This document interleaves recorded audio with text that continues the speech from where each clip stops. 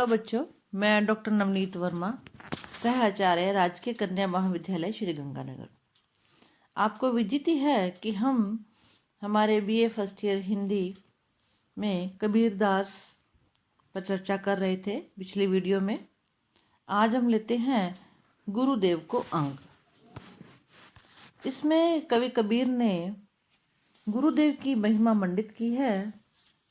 उन्होंने कहा है कि गुरु ही अपने शिष्य को माया मोह से, अज्ञान से छुटकारा दिला सकता है और ज्ञान का संचरण कर सकता है।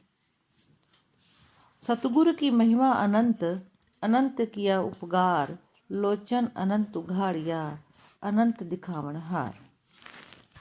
कवि कहते हैं कि सतगुरु की जो महिमा है वो बहुत अपरंपार है, उसका वर्णन कर पाना असंभव है। वे कहते हैं कि उन्होंने मुझ पर अपार उपकार किया है। उन्होंने मेरी अज्ञानता के कारण बंद हुई आंखों को खोल दिया है और मेरे अंदर ज्ञान का संचरण किया है, जिससे उस असीम प्रभु को देखा जा सकता है। प्रभु की पहचान कराने वाली दृष्टि मुझे मेरे गुरु ने प्रदान की है।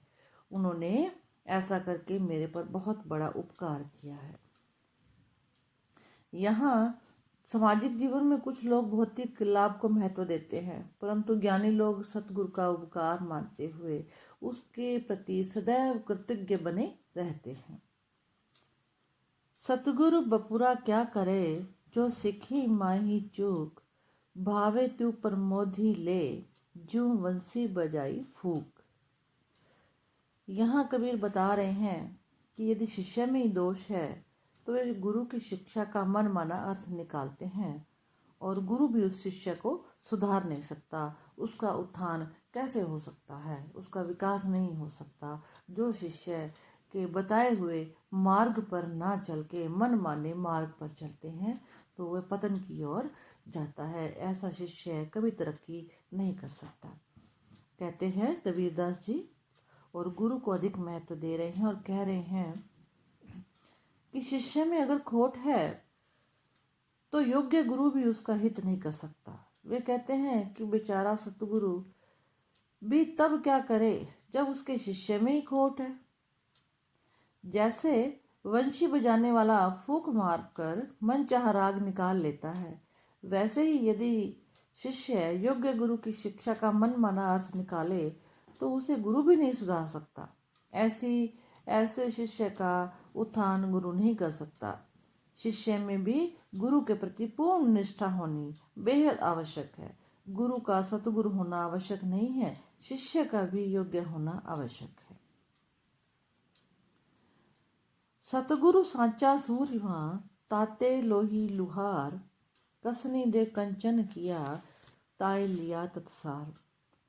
इसमें कवि ने बतलाया है कि सदगुरु जो है वो शिष्य के दोषों को दूर कर देते हैं और उसमें सात्विक भावना को भी संचित करते हैं।